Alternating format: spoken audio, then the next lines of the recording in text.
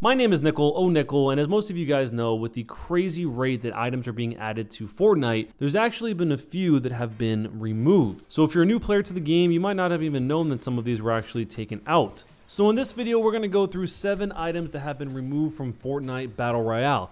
And before we get started, if you haven't hit the bell icon next to the subscribe button to turn on notifications on the channel, doing so would be hugely appreciated, especially if you want to see some more videos like these. Also, make sure to stop by the daily Fortnite Facebook live streams if you want to say hello over at facebook.com/onickel.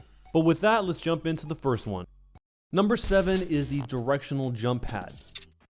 So as most of you guys know, the current launch pad in the game is a crucially important item, especially in the late game. It can be the difference between making it to the next circle or dying in the storm in some cases. But did you know that originally the launch pad was 3 different items known as the launch pad, the vertical jump pad, and the horizontal jump pad? While the original launch pad functioned similarly to the current version, the vertical jump pad and the horizontal jump pad were pretty different. Firstly, neither of the old iterations allowed for the redeployment of the glider, meaning that you couldn't really use them for traveling great distances. However, one interesting element of the old jump pads is that when using them, you didn't take fall damage, as you guys can see in this clip here. Ja. Kijk, directional jump pad, 2 shotguns.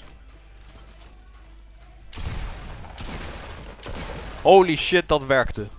Meaning, you could use one from the top of a structure and jump all the way to the bottom of it without dying instantly to the fall, making for some amazing late game plays. I mean, if these existed now, imagine using this in tilted towers. So it was theorized that these were consolidated into one item for simplicity, which makes sense, and also as the pool of loot increases, cases of items with multiple forms are becoming more rare.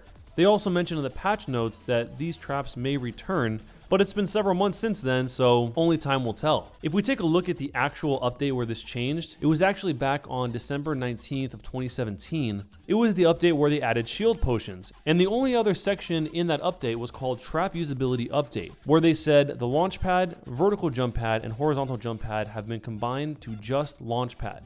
The launch pad can still be placed on floors. Number 6 is the Zapo Tron. There's probably a few items on this list that you might not have heard of, but the Zapo Tron was a legendary laser sniper rifle that was briefly included in Fortnite Battle Royale. Not only was it only a part of the mode for a short time, but it was also incredibly rare, only applying in supply drops, meaning there's very little footage of it that exists. Alors, on a le droit à un Zapo Tron légendaire. Pour machin légendaire.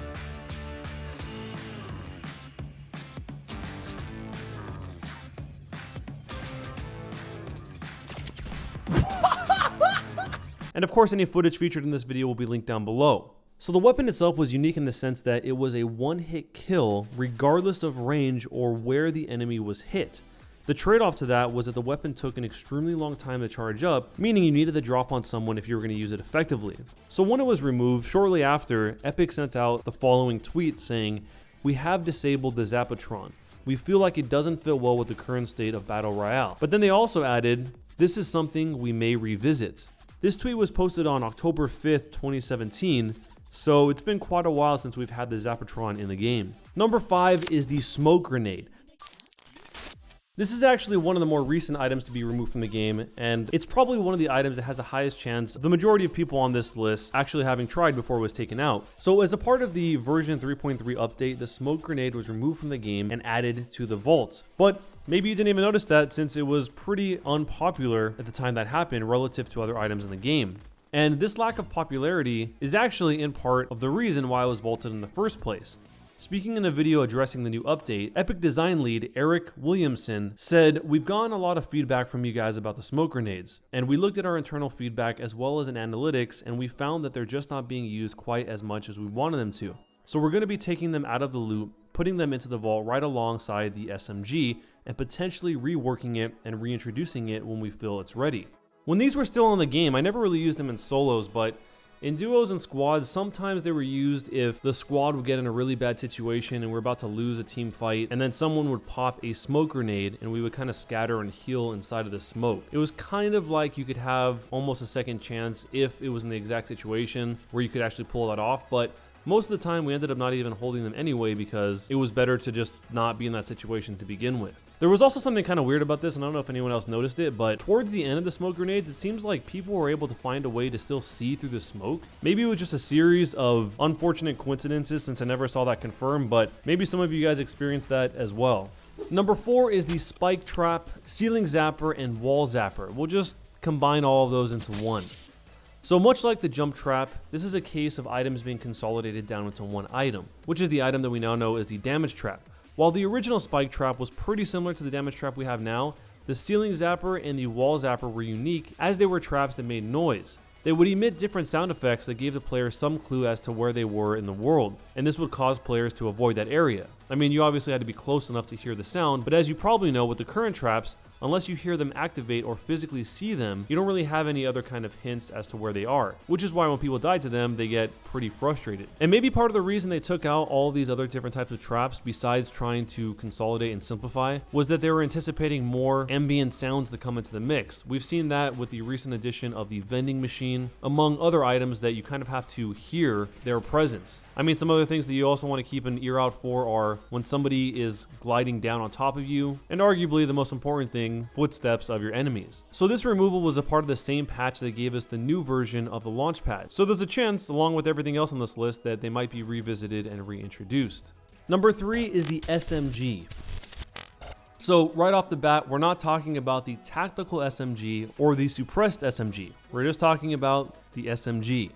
And because of that, the SMG is kind of an interesting weapon because of the number of variations it has. Between the original, the silenced, and the tactical version, it was pretty hard to go a full game without seeing at least a few of them. But with much more effective common and uncommon weapons, such as the burst rifle, the pump shotgun, and the assault rifle, it seemed like there wasn't as much of a need for another weapon in that category. And that obviously can change over time with the different ways that the shooting itself changes in the game, but that could potentially be the reason that as of mid-February 2018, the SMG was the first weapon officially added to the Vault. Responding to a comment on the Fortnite BR subreddit was somebody asking, so SMG going into the Vault, does that mean it's rotating out? Epic developer Eric SW said, yes, as we add more weapons, consumables, and other item types, we want to make sure that the balance of itemization isn't ruined. Expect more items to be released and likewise vaulted in the future. And of course, items will often come back out of the vault when the timing is right. The follow-up question to that was, does this include the tactical SMG or just the normal SMG? And of course, as we already stated, tactical SMG and the suppressed SMG will still drop. Seeing this happen to the SMG might also happen with other little used weapons, possibly like the regular common pistol being removed or added to the vault, or anything that actually has data behind how often it ends up being used. And of course, as with the other items, it's unknown as of the recording of this video if the regular SMG will make a return to the game. Number 2 are the seasonal items. The next thing on our list is actually a list of a few items. As a live game that's constantly updating, Epic have been really great about adding seasonal events that change the look of the game, provide new skins, or in some cases, introduce versions of new weapons. Items like the Jackal launcher, the Snowball launcher, have all made their way into Battle Royale for a short period of time before disappearing.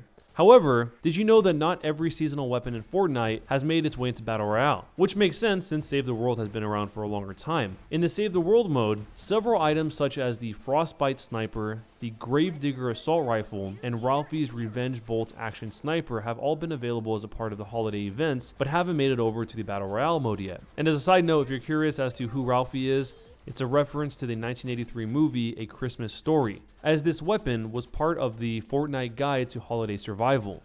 Even though those 3 items, the Jackal launcher, the Snowball launcher, and the Egg launcher, are primarily cosmetic and audio changes, some aspects of them actually do make a difference in some cases to some people in Battle Royale. One thing that was brought up recently with the Egg launcher is how much easier it is to see when it's coming at you as opposed to the regular grenade launcher. So the items that probably have the highest chance of definitely repeating are the seasonal items.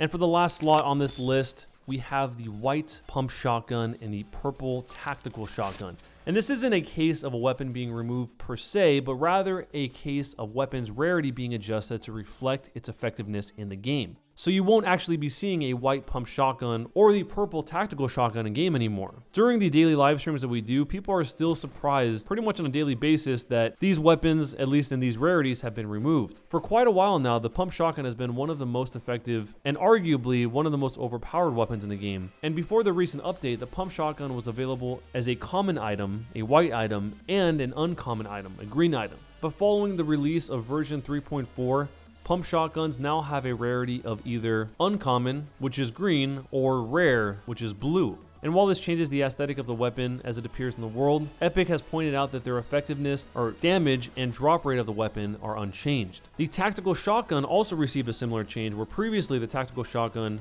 dropped at uncommon, rare, and epic rarity, but since the change has been updated to common, uncommon, and rare. It's interesting to see that Epic are willing to make small changes like this that aren't tied to any actual rebalancing of the weapon itself, but instead focus more on player perception. If you guys want to come by and talk in real time during one of the Fortnite live streams, I'm live almost every day on facebook.com/onickel, usually playing Fortnite. If you guys enjoyed this video, leaving a thumbs up would be a huge help, as well as subscribing to the channel notifications on. But let me know if you guys enjoyed this video or if you have any other videos like this that you'd like to see. But either way, thanks a lot for watching, guys, and I'll see you next time.